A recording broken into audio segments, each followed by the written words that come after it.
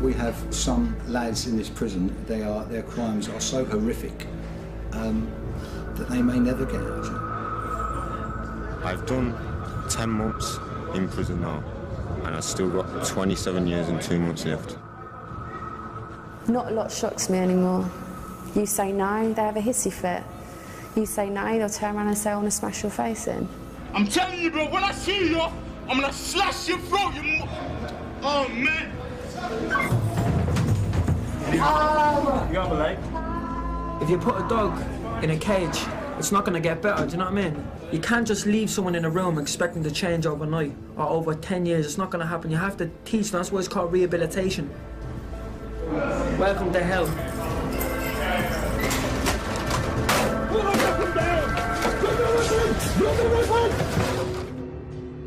The authorities at Aylesbury Prison have to try to manage some of the most dangerous and disruptive 18 to 21-year-olds in the country. One minute you might be with a shield going into a cell to take a weapon off somebody. The next minute you might be breaking news to somebody that somebody nearest and dearest has got something awful happen to them, and everything in between. The prison officers, we come in here and we're trapped in this little world that all morals and principles are completely different. For example, the big boys in this jail, the ones that have committed serious, horrible offences, who have been violent in jail, have a lot of respect of the rest of the prison population. When they get their reputation, they then disrupt the prison service, disrupt the daily running of the prison. A lot of them are violent, and just bringing them into prison doesn't switch that off. It's just a way that they've been brought up, or where they would choose to adopt when they interact with people. So yeah, it can be a very intimidating environment at times. We've had a number of staff assaulted in the last couple of weeks. Let's go backwards, then. Let's go backwards. A prisoner has assaulted an officer after refusing to follow orders. The attacker is taken straight to the segregation block. Who's doing the search? Who's doing the search? If you don't follow the staff and listen to the staff, I'll instruct them to restrain you under restraint and we'll take the clothes off for you. The prisoner refuses to give up his clothes, which may contain DNA evidence from the assault. People don't always do what we want them to do. They've always been the big man in the gang or whatever, and we've got to actually say, no, within this prison it's a mini society. Shut your mouth, man. Shut your mouth. Like I said, with the attitude you're displaying... What attitude am I supposed to be giving? What am I supposed to be saying? Yes, sir.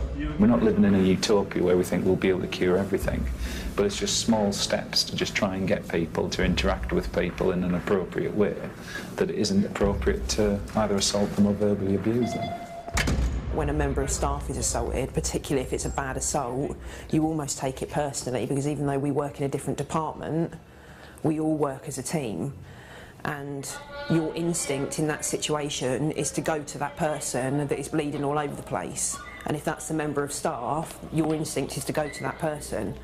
Actually, we're here for the prisoner, so if the prisoner is restrained, it does put you in a bit of an awkward position, and sometimes it is difficult to say, actually, no, you need to call an ambulance for that member of staff because I need to be here with that prisoner. That almost sits wrong with you as a nurse. Officers are permitted to use reasonable force to defend themselves when attacked. In 2012, 35 members of staff were assaulted at Aylesbury. 16 needed hospital treatment. I've had fights with officers loads of times in Chelmsford, Bedford, Woodhill. I'm banned from all them jails, and they sent me here. I had a bit of trouble here when I first come here. Fucked up. I was doing alright. I was boxing and that on the out, innit? And I was doing alright here. And then I fucked up by coming in here. I've lost my license now. I'll never be allowed to box again. Never. So I don't even know what the fuck I'm gonna do when I get out. Some of the staff assaults we've had in the establishment are horrendous, and you watch them back, and you got to say some of them are really lucky to keep their lives. Let's get you in the office. A female officer has been attacked. So are you alright? What's happened? I headbutted by someone, I don't know. And that's been the real change for me, the propensity for prisoners to assault female staff, because it used to be very much the taboo, and you'd expect a prisoner backlash from their peers if they assaulted a female member of staff. Yeah, I always shake after stuff. My legs are the first one to go. And then Well, I'm going to give you the opportunity to walk to the segregation unit. Any messing around, the staff will be instructed to restrain you, and then you've blown your opportunity, yeah? Agreed? Yep. Staff in other countries, they carry guns, they carry tasers. We carry nothing. While they're content and while they're happy, they're not kicking my head in. And that's what I don't think the public actually realise. They moan about prisoners have got televisions, prisoners have got PlayStations, prisoners have got trainers, all the things. But what they don't see is, while they've got their privileges, they're not kicking the start of it. And that's the only from our point of view. And we give them a telly, but we can easily take it off them. We deal with young men who are not very good at communicating, can't articulate their emotions. Yeah, they can be abusive, we know that, and that's not acceptable. We know that's not acceptable. And I may go and do a seg round, and then someone opens the door and they'll say something about your mother and about your kids and threaten to want to kill you.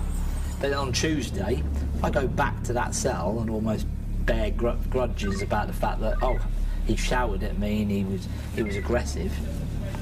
Then actually, how are we actually going to ever work with them? It's not just aggression toward themselves that officers have to deal with. This prisoner is trying to hang himself. Stop!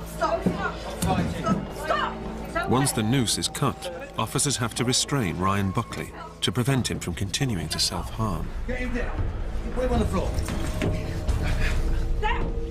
It's one of the biggest things of being a prison officer nowadays, obviously, is duty care. You know, myself and my colleagues have inputted a lot of time and effort into this kid, to be honest with you. But at the minute, there's no talking to him. He's just unresponsive, definitely showing bizarre tendencies. I just want to have a look at your neck, Ryan. It's all right. You're not going to... You don't want to have a chat or anything? Ryan. Yeah. Let them see you very quickly. I'm all right. Sure? Yeah. I just want to have a look, Ryan, and then I'll calm down, and then I can make that chat with you. You got any injuries? No. We're playing a very dangerous game. He can be bloody-minded, Ryan, and I think he could be an accident waiting to happen. You know, all right, it was the self-strangulation, he ended up getting restrained, but I think in the mindset that he's got, I don't think he cares, really. My biggest fear is, obviously, Ryan is out in less than 12 months. It's just a case of looking after him, and hopefully he comes out of this distressful period. There's an officer staring at him 24 hours a day, which I personally wouldn't want anyway. Those considered suicide risks are carefully monitored. When he was down there crying, you know, the mother instinct kicks in, and he looks like all he needs a really big hug, and for somebody to tell him it's all right. You do just want to do it. And he is somebody's son. You not going to talk to them, Ryan? After his failed suicide attempt, officers are keen to prevent Ryan Buckley trying again.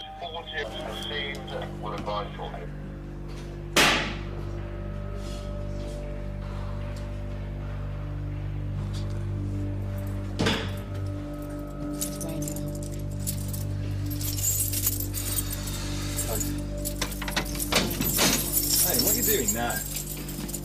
Ryan, you get down from the don't fall off for the health and safety.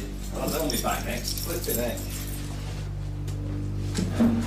It's easy with vertigo. What are you doing? Right, you've got to tell me what's going on, because this behaviour isn't right, is it? What's going on in your head? Are you happy? Are you sad? This is hell. I'm just fed up with this fucking life. Given that you're strangling yourself with your shoes, we're going to do a risk assessment, and we're going to look at taking the stuff out of yourself that you can harm yourself with. Okay? Let them see you very quickly. I just want to have a look, Ryan, and then I'll calm down, and then I can make that chat with you. I'm all right. Sure? Yeah. You got any injuries? No. He's got quite a hefty ligature mark around his neck and a small abrasion at the back. He has got cuts on his arms as well that I think were opened up again when he was restrained, but without his consent to do anything, there's not really a huge amount that I can do. If he changes his mind later, I'll come back, but he's just not in the right frame of mind at the moment, I think, to be seen. Ryan, you really need to try and calm down. You obviously support him and you obviously intervene if he, if he's putting things around his throat, but he's hell-bent on killing himself. He seems to enjoy cutting himself. Like I said, the staff have been in several times already this morning. We've had lots of different items that he's used, tops of lighters, bits of pen. He had several razor blades on the weekend. He was searched and he still provided a razor blade later on. Ryan will find anything to cut himself with. Ryan is moved out of his cell, so it can be searched for any items he may use to self-harm. I'm replacing the bedding with anti-ligature because it doesn't tear. So he's leaving in his own clothes for now. He can't try hanging himself with it. Everything, absolutely everything out of his cell. With that piece of lighter there, he's taken the metal bit off the top, and what he does with that then is he snaps it so it's got a sharp corner, I've got his other leg. and then he drives it into his arms. Taking the soap out because he's trying to eat it. If you unravel that hundreds of times, you can hide bits of razor blades and stuff like that in there, so we'll take it out completely. So you always give him a new one so he can... Yeah, it's a new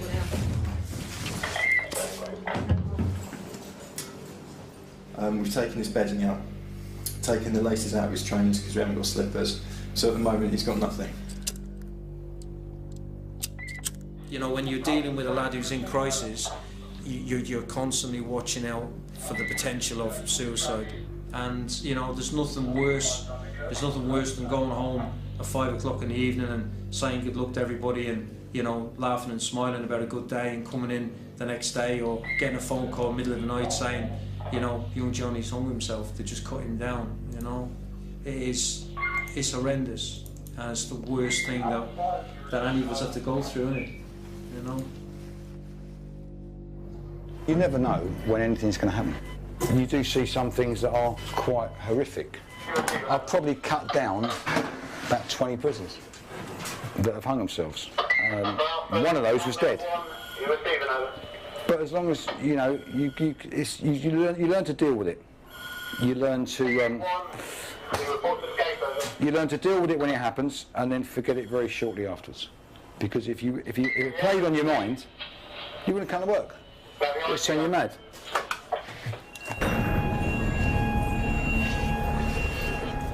An alarm is triggered on C-Wing. Emirali Oxy has pushed aside an officer and attacked a maintenance worker.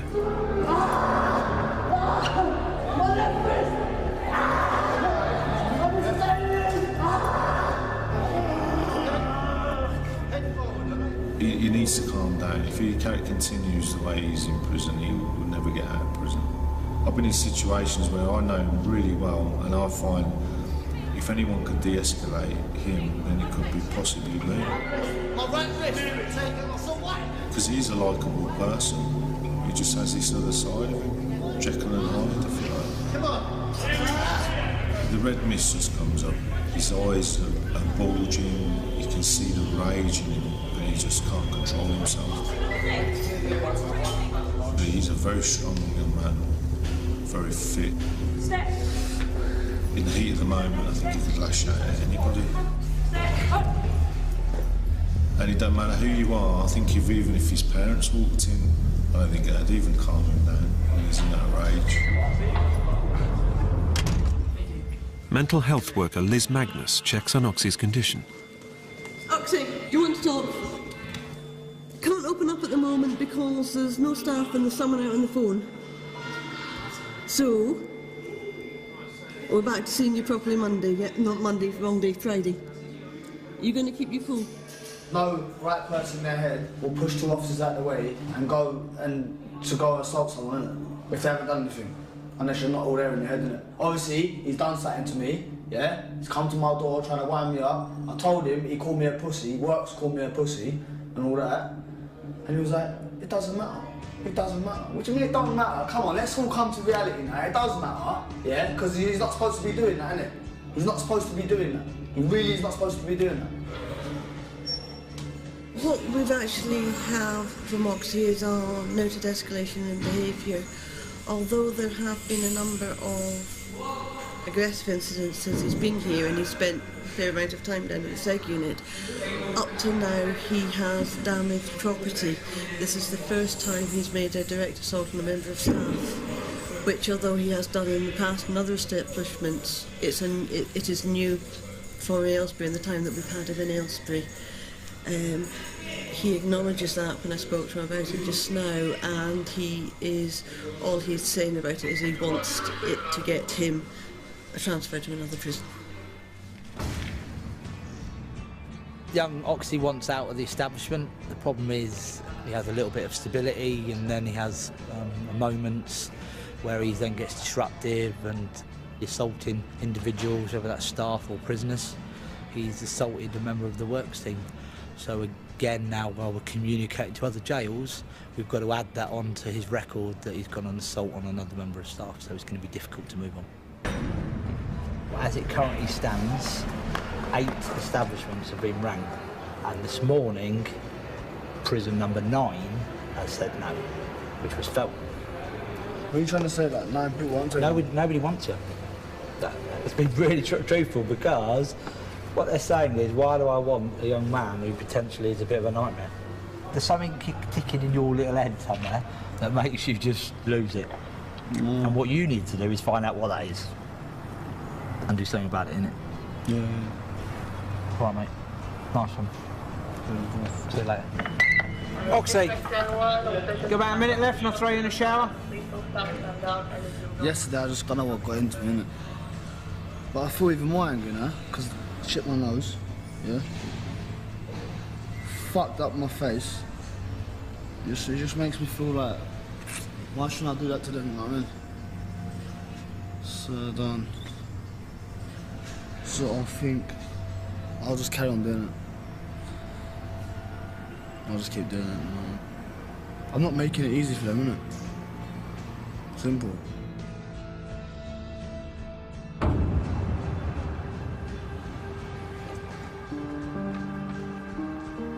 It's visiting time at Aylesbury. That's the only thing I look forward to, really, is a visit. There's nothing else really to look forward to in there, is there? You know what I mean? Banged up, basically, thinking 15 hours a day. Lewis Bibby's girlfriend, Jess, visits him once a week. Do you remember what I brought her? Yeah. Happy boy. You can't really do much in a visit, you know what I mean? Kisses and cuddles are enough for me, you know what I mean?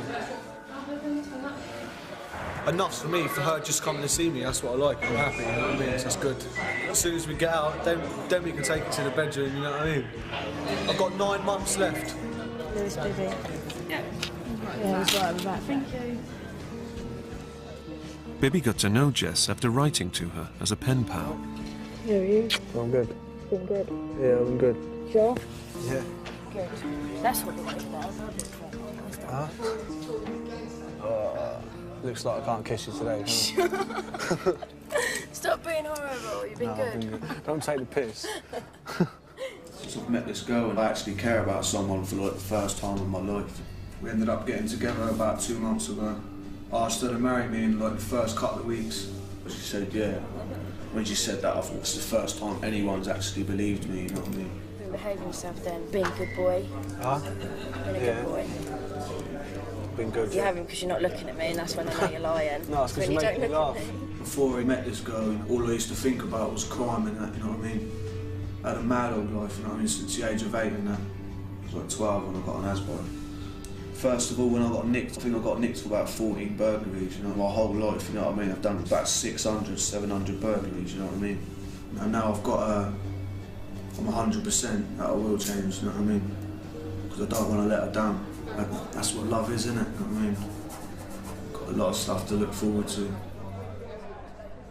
Finished college, proud of me. Yeah, I'm proud. Well done, Jess. So you better get a job easy now, isn't it? No. Yeah, you would.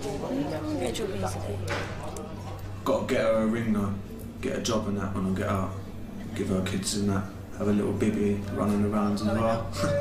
Oh. See you Wednesday, yeah? Mm-hmm. Or Thursday. Which one? Wednesday if you can, but if not, Thursday. Okay, I'm going. I'll speak to you later. Love you more. Bye. Bye. Is it enough? No, never is it? Once a week's not enough. It's just when I kiss her and I get this mad old rushy feeling down my body, you know what I mean? And then when she has to go, you know what I mean? Like, I feel like crying all the time, you know what I mean? Obviously, I cry myself all the time, and I'm like a little baby, you know what I mean? But like, you see some people say like, when you cry and that, you're meant to feel better after, but I don't, you know what I mean? I still feel like shit, you know what I mean? But It's not a good thing to say, oh yeah, my boyfriend's in prison, but can't help you for who you like, can you? I suppose. I don't think that I'm that naughty, really. I don't. I just do the little things, you know what I mean? Like, I think naughty is where someone fucking goes out and stabs someone and things like that. I think that's naughty, but like robbing cars and that, I don't know. That's petty, really, you know what I mean? It's not as bad as what other people do, so. I don't do good boys, ever. I had a good boy, and then they're too good. You have to have a bit of bad in them, always. They haven't been together that long, and it seems that all his focus is on this one young person, and she is his life. You know, he's already said how he plans to marry her when he gets out. We've got to be mindful that she's a young girl, things happen, she's outside, she's got the opportunity to meet other people. You know, it has been known relationships break down in no matter what shape or form, wherever you are. So for us, if that happens, then we've got, you know, a massive crisis on our hands, considering he's showing the type of behaviour he's already showing to do with Jess. If I didn't have her, then I wouldn't see no point in living. But obviously, like, now I've got her. I've got things to look forward to, you know what I mean? My dad hates it. My mum says she'll give him the chance when he gets out. My dad ain't too keen on it. He don't know him though, does he? So maybe if he gets to know him, he might be all right. Hopefully. Otherwise I'm in trouble. And I'll either see him on Wednesday or Thursday. I think some of my mates on the wing get a bit fed up with me, you know what I mean? Because that's all I'm talking about. I don't really talk about anything else. All I do is talk about her. You've got to believe that people can change, because that's the end result. That we're all in this business to protect society whilst people have got custodial sentences and look after them, but we've got to do something with them. We expect them to work, we expect them to better themselves, we expect them to take responsibility for their actions as best as we can, and get them into a situation where, at the end of their custodial sentence, they can actually get out there and get some employment, training or education. Then there's a high chance that the person won't be coming back. Prisoners can train as chefs here. The food in here is beautiful. Spanish Uncle Steve, yeah? Don't give me too much. Always are very good, very polite, serve you well. They become far more mature than when they are on the wing. Hey, Buckley, did you apply for the mess, yeah? Although Buckley has a history of self-harming with sharp objects, he's given a chance to work in the kitchen. Yeah, I feel a lot happier now. I've got the decision what job I'm in now. Obviously start from the bottom and work your way up, really. Which I don't mind, it keeps me busy. There are things in here that self-harmers could put around their bodies so they can take it back to their cells if they want to. So clearly I have to keep an eye on him and keep a close management control of him so that it's not given the opportunity to take that stuff. But if you treat him in the right way, he should be able to respond to that. The target and the incentive for him is to do the right thing, so he's therefore then, when I look at it in 2 or 3 weeks' time, met all the criteria I wanted, and then he can then get the best job in the staff mess, which is in the wash-up.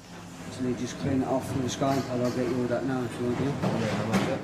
It's alright in prison when you've got all these people around to help you, all these courses you can do, all these cooking degrees. It's when you get outside them gates with your bags and you're basically thrown back into community. There's not a lot of people there to help you. And I don't want to go to the hostel. The simple fact is that you've got drug users in a hostel, then I've got more chance of offending. Even if I've got a full-time job as a chef, I've still got people smoking drugs in front of me, and I'm going to be back in prison. I can say no, but when you're around that constantly, it's like in prison, if you're constantly around the wrong peers, you're going to get in trouble, fights, segregation unit, verbal warnings. It's like all these boys, you get them down here, give them a bit more responsibility, and they do seem to develop a little bit. And maybe that's good for him, I don't know. But he seems to be all right, he's doing the work. You know, we've got a number of different tasks for him to carry out, and I think he's working all right at it, so good. Prisoners provide the labour for most prison services, including the laundry. Finally got a job. I've been unemployed for about 2 months now. You know what I mean? So I've just been riding stiff bang up for like 2 months. Now I'm out my cell, you know what I mean? Like, days are going a lot quicker. I've got just under a year left. All I can do now is just keep my head down, think about what I'm going to do when I get out. When I was out, I'd break into houses, and that's all I actually done, you know what I mean? Obviously, like, I've never been to college, you know what I mean? So I've never actually done anything, you know what I mean? What kind of positive can rise from a tragedy? If this is what a negative can do, feels like my neck is in a noose from my ties to Her Majesty. Trying to stay alive with no strategy, just trying to survive for my sanity. Heard bashing stunts your growth, but the lack of pussy's already deprived my anatomy. Normalise that for me. Prisoners with musical ability are given the opportunity to express themselves. I've been rapping before I even come jail, but I never quite took it serious. It was just like something I could do. I could throw 2 lines together and make them sound good, but that was it. I never really took it serious. I don't know whether it was the predicament I was in that changed my whole mindset, but my rapping changed with it, and that since then, this is something I take very serious. Without this, I don't know what I'll do in jail. If I never had that escape, this is how I escape it. Tuck shackled down, I'll work the cuffs. I'm just trying to make it home before the feathers on my bird gets plucked. Life for Kenny Cornwall often takes out his frustrations on prison property. They had a disagreement over the way a shot was played, and then he just lost it. He lost at the end. He just went nuts, said, "If I can't play pool, nobody's playing pool," and ripped the cloths. The rest of the lads won't be best pleased. There'll be nothing for them to do. It's a mess. Both tables ruined, so we're limited for association equipment now. We all had 2 tables for the biggest wing in the prison, so we've got none now. What happened today? You're breaking his arm? This guy is a nut. He's scared for his life, so he ripped the table to go to the block. Dickhead, man. He's going to go to the block. I don't think the other prisoners will be too pleased with what he's done, so he's not particularly safe on the wing, and just can't let him out, so I'll move him to the seg unit anyway, and he wants to go.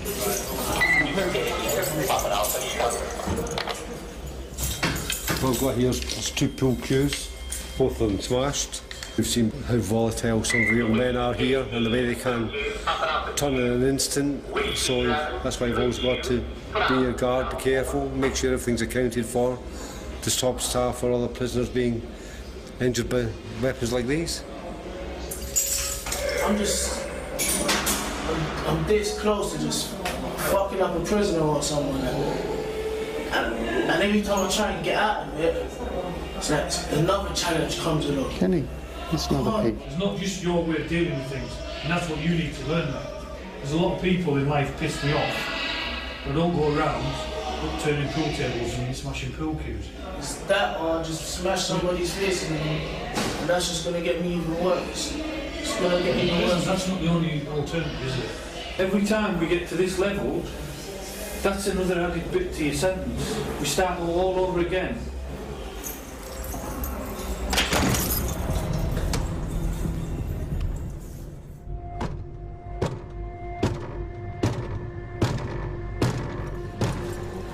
What's up, Oxy? When are you doing? In about 10 minutes. Is that what you're in the cell bound for? You taking a piss? I feel like I've got to fucking smash someone's head in the game so they know that I'm not a fucking dickhead, innit? You know what I'm saying?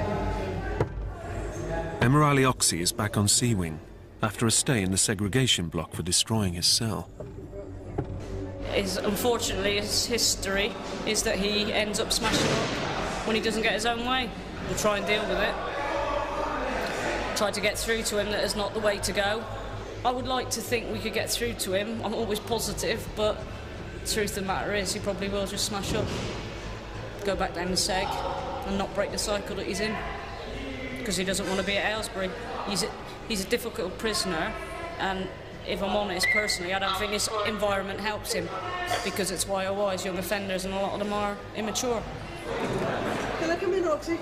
Oxy is upset that he's still being punished with a loss of privileges, and Liz, the mental health worker, is trying to calm him down. When did you come back over? Today. What are you worried about? Put me over here with no telly, lost the Soj, I've got no burn, nothing, I want to go back to the block. And this is blocking me, so I want to go back to the block. How much longer have you got on losses? 7 days. 7 days? And you can ride 7 days, surely? What is the point in me being on a different unit but with the same circumstances? What is the point? Having some human contact. With who? With who? Who are these people? Who are they to me? Do you think I care about anyone here? I came to prison alone, I'm going to walk out alone. I don't want to know anyone in it. I don't want to know fuck all in it. I want to get out of here and that's it. I want a cigarette. Can't I go have a cigarette? Can't I go get a Rizla? Why can't I go get a Rizla? I don't know, I'm just asking certain officers, let me just go get a Rizla quickly, innit? So I can calm down and not let me go get a Rizla. What the fuck's all that about? It's like they want me, it's because they want me to do something, innit? That's why, because they want me to do something. They're pushing my buttons. Do you genuinely believe that? But I want a Rizla, why is it so hard for me to go get a Rizla? Let me find out. Can we get my skin? I'm not running around getting Rizlas. It's like I'm going to have to do something bigger for them to understand that I need to get out of here. We need to finish.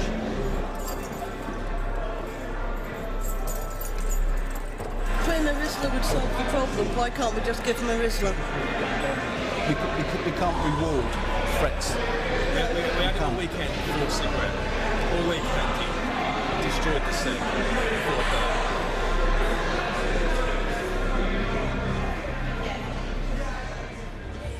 Oxy's next move is to squirt washing up liquid under his door. Your history denotes that you're getting to a level where you are becoming unmanageable. So at the moment we're having to manage you behind your door.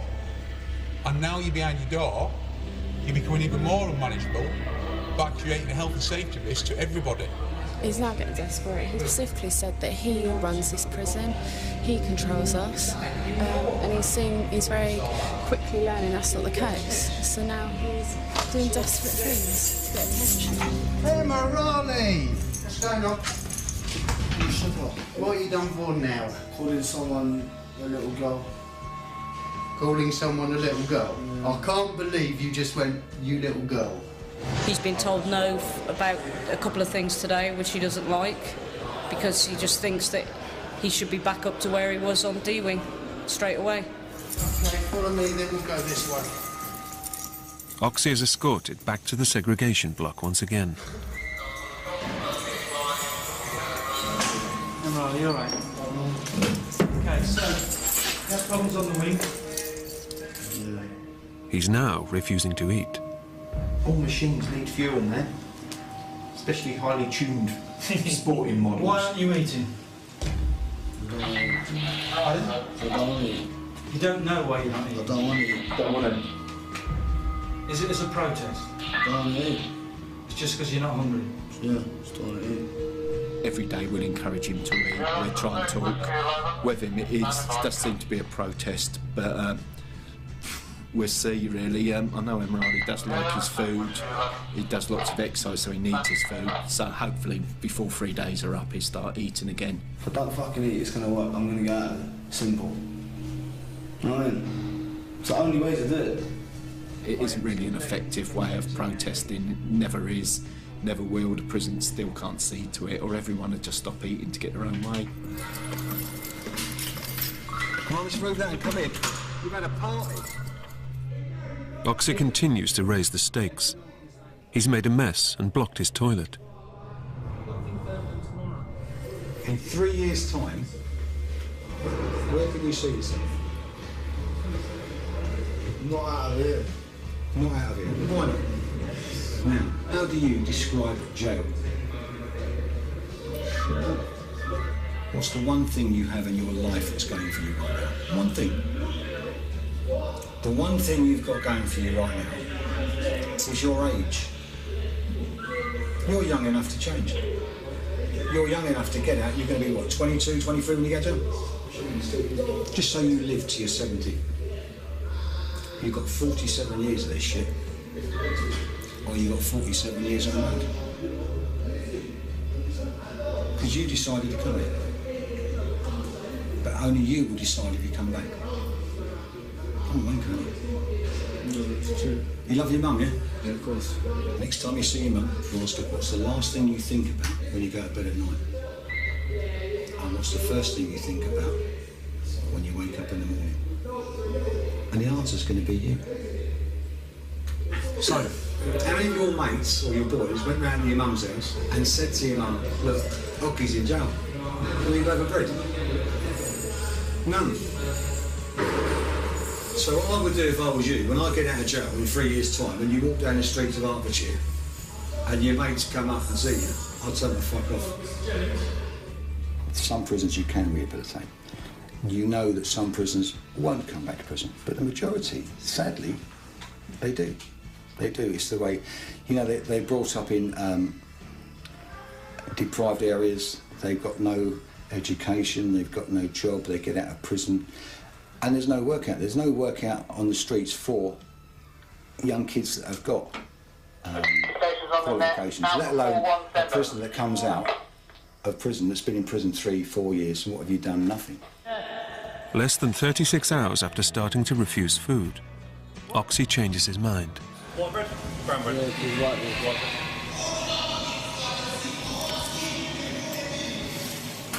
So what happened to the hunger strike? Can't do it. Too fucking hungry. How long did it last? Day and a half. You're greedy, though, aren't you? I eat much more than you on ours.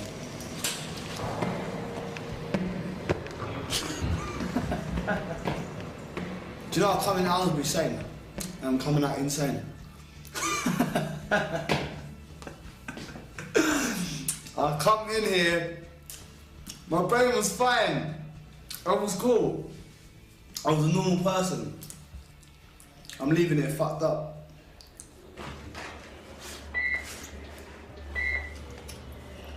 Ryan Buckley couldn't cope with his job in the kitchen and has become suicidal again.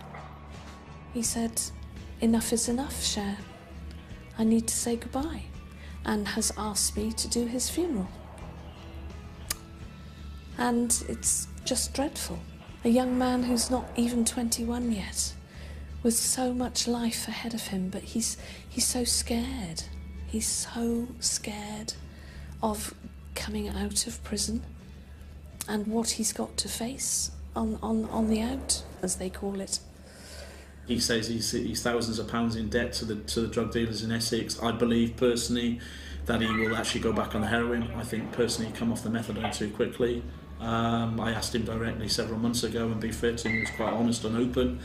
He said that he will go back on the gear, and at the minute he's actually looking for anything that he can use as a self-harm tool. What's he got in his... What's he got? He's just picking bits up off the floor. To harm himself Yeah, with? there's bits of plastic off of things. It would be the corner of the toothpaste tube. It's anything. Poor boy, he's just desperate, Jay. I mean, this morning he said goodbye to me. He said, I'm not going to see you again. I feel a bit sorry for him, to be honest, because he's done so well, and I think that he's built some fantastic bridges with staff over the last few months, and he's got himself into the mess. He's got himself into a position where he seems happy all the time, and if he's happy and he's doing well, actually, that makes us quite happy, and it makes our job that little bit easier. To see him back here, we don't want to see him going down that slippery slope again and having to start again. Despite being watched as a suicide risk, Ryan's managed to find something to cut himself with. So what are we going to do, yeah? Ryan, what are you doing with the soap? Ryan. Ryan, what are you going to say? I know you don't need me here, but I'm not going anywhere, so I'm sure you probably know this already, but eating the soap, all it's going to do is make you sick. What a lot of lads do when they come into jail is their age stop the age they go into jail. So say you come into jail at 14, you tend not to socially develop above the age of 14 because you're not in that social outlet, are you? So you tend to live your life, you know, and then after a few years you'll start to grow. So I don't know how long Ryan's actually been in, but he's obviously at that level when he came in, because he's not grown up. To see Ryan in such a state was distressing. He's got a massive range of complex issues. Whether I and my team are suitably qualified to manage them complex issues is questionable, but based on what we do as a living and within our experience, we can only do what we think is best at the time. Who did you do it with? Blunt razor. Is it just this hand? Where else? Sadly, some people do actually find it so intolerable that they do get into a position where they would attempt to take their own life. We know those people very well. We've been pseudo-parents to them, and we've put huge care plans in place to manage them through that. We've got a young prisoner who's on a constant watch at the moment because we feel his risk is too great that we have to have a member of staff watching him all the time. It's all right. Keep pulling it. All right. Go on. After being treated for his cuts, Ryan Buckley tries to hang himself yet again. There was spit and snot everywhere. As much as it sounds quite gross, the only way that I could actually remove the ligature was to actually put my fingers into the skin of his neck, and I had to dig my fingers in order to release a little bit of pressure so I could get the fish knife in. He hadn't lost consciousness. His lips had gone blue, his eyes were bulging, so it really was a serious attempt. Officers revived Ryan and saved his life. And we've just got to do our best to resettle him, try to provide him with everything that we can so that when he gets back in the community, he's not going to be a risk to anyone else.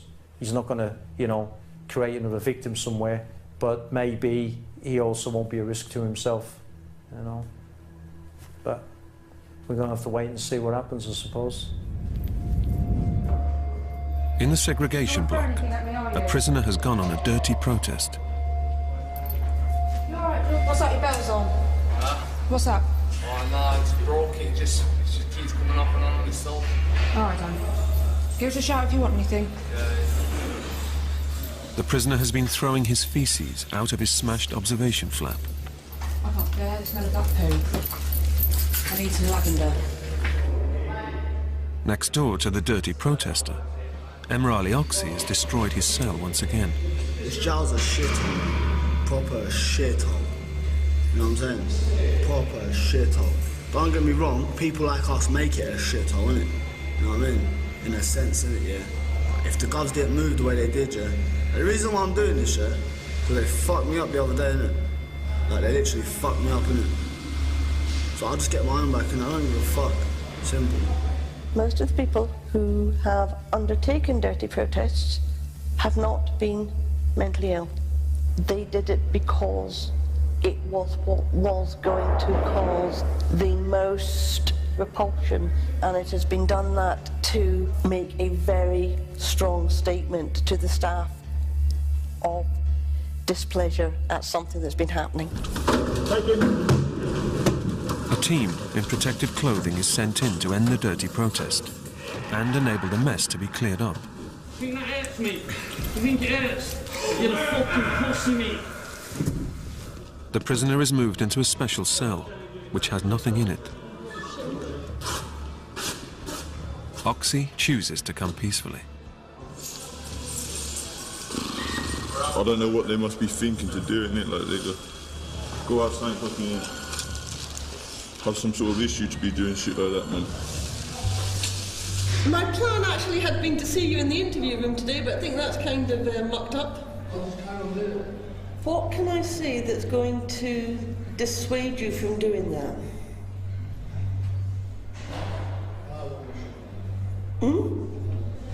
I know you want the ship out, but you know there's not a great deal I can do about that. We have discussed it many times. I will represent your views for you. And I suspect people will be quite glad to see the back of you at the moment. But who's going to take you? We've got to instill a lot of things in people before they go out through the door and teach them some life skills and teach them, you know, explore options with, you know, if somebody comes up to you and says, do you want some drugs? How are you going to handle that? Be honest with us.